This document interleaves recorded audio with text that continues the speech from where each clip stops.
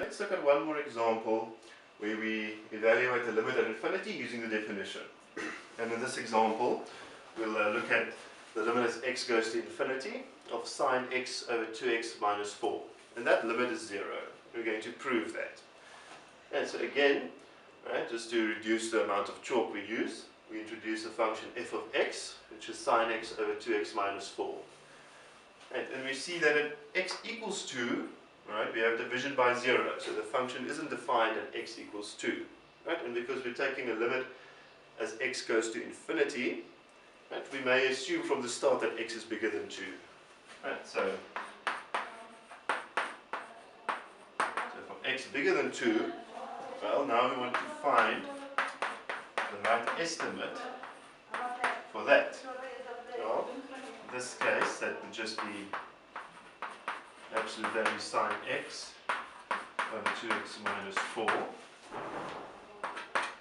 which is absolute value sine x over absolute value 2x minus 4.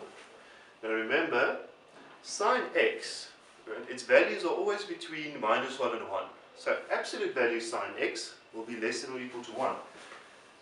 So what we have here is that f minus 0 is less than 1 over absolute value 2x minus 4, right? Equals absolute value sine x is less than or equal to 1. Okay. And now remember, we're looking at x bigger than 2. Right, so for x bigger than 2, 2x minus 4 is bigger than 0. So what we get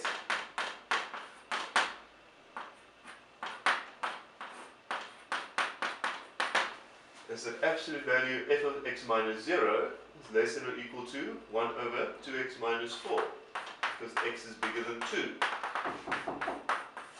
Okay. Let's call that A. Now, using this inequality, right, we can now see how we should pick our m.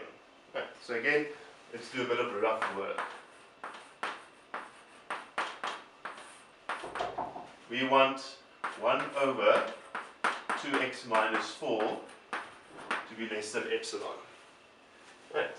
Now this 2x minus 4 is bigger than 0, so multiplying across, we get 1 is less than epsilon 2x minus 4, and then 1 over epsilon is less than 2x minus 4, right? Or then 1 over 2 epsilon less than x minus 2, which we can write as x bigger than 2 plus 1 over 2 epsilon. Right. And again, this inequality here now tells us how to pick our m. Right. Again, this is rough work, so we don't include this as part of our solution. Right.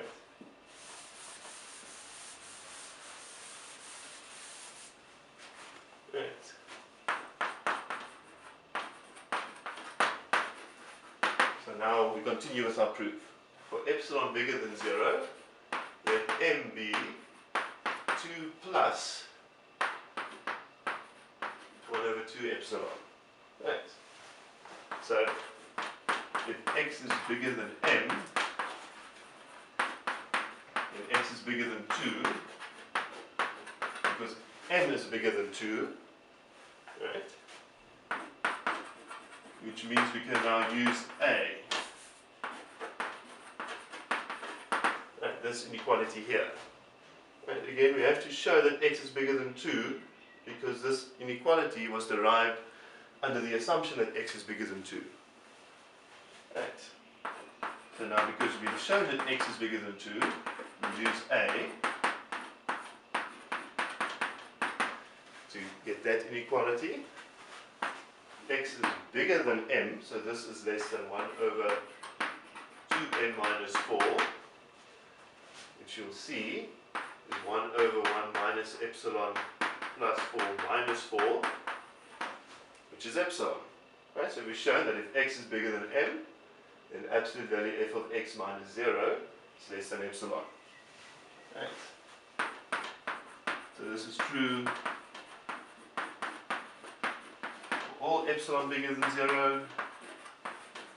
So by the definition of a limit at infinity, we see that the limit of this function f, as x tends to infinity, is 0. Right.